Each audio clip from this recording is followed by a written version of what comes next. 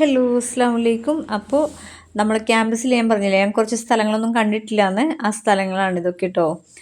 എടോ, അപ്പോൾ ഇത്രമാത്രം വലിയ ക്യാമ്പസാണിത് അല്ലേ. ഇവിടെ എന്താ കുട്ടികൾ ആഗസ്റ്റ് 15 പഠിക്കാൻ തോന്നുന്നു കേട്ടോ. ഇത് കണ്ടല്ലോ.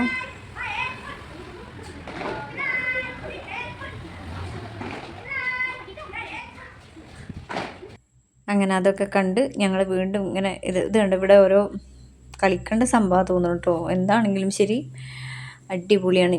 കാരണം ഞാൻ പറഞ്ഞില്ലേ, ഞാൻ ക്യാമ്പസിൽ പോകാത്ത ഒരാളാണ്. ക്യാമ്പസ് ഇങ്ങനെ കണ്ടിട്ട് എൻജോയ് ചെയ്യാണ് ഞാൻ കേട്ടോ.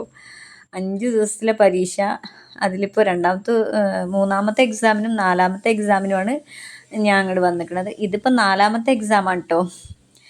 പിന്നെ ഇൻഡ്യബുഷിന്ന് ബാംഗ്ലൂരിൽ എത്തും. അപ്പോൾ 5ാമത്തെ എക്സാമിന് ഞാൻ കൂടെ ഉണ്ടാവില്ല അവരുടെ. അങ്ങനെ ഇതൊക്കെ നോക്കാം. എന്തായാലേ ഇതൊരു അമ്പലം പോലെ, ഒരു എന്താ പറയുക, തൊഴാനൊക്കെ ഉള്ളൊരു സംഭവം പോലെ തോന്നുന്നു. എന്തായാലും ശരി, സൂപ്പറാണ്, അടിപൊളിയാണ്. എത്ര പറഞ്ഞിട്ട് എനിക്ക് മതിയുണ്ട്. അതുണ്ടോ, കോഴിക്കോടത്തെ കുട്ടികളെ മോട്ടിയുടെ ഒപ്പം എക്സാം എഴുതാൻ വന്നവരാട്ടോ. അവർക്ക് ഐസ്ക്രീം വാങ്ങിച്ചു കൊടുക്കുക ക്യാൻറ്റീനിൽ നിന്ന്. അപ്പോൾ നോക്കുമ്പോൾ ക്യാൻറ്റീൻ പൂട്ടിയിട്ടുണ്ട് കേട്ടോ.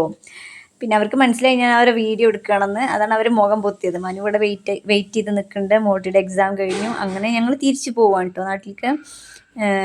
അപ്പോൾ എല്ലാവർക്കും ഭയങ്കരമായിട്ട് ടയേർഡായിപ്പോയി. അപ്പോൾ ഇവിടെ നിന്നൊരു കട്ടൻ അടിക്കാറുണ്ട്. ഒരു ബേക്കറിയിൽ നിർത്തി കട്ടൻ കുടിച്ചു. കട്ടൻ്റെ കൂടെ കഴിക്കാനുള്ളത് മോട്ടിങ്ങനെ തിരഞ്ഞെടുക്കുന്നുണ്ട് കേട്ടോ. അപ്പോൾ ഓക്കെ, ടാറ്റ ബൈ ബൈ. ബാക്കി പിന്നെ കാണിച്ചു തരാം. ഓക്കെ.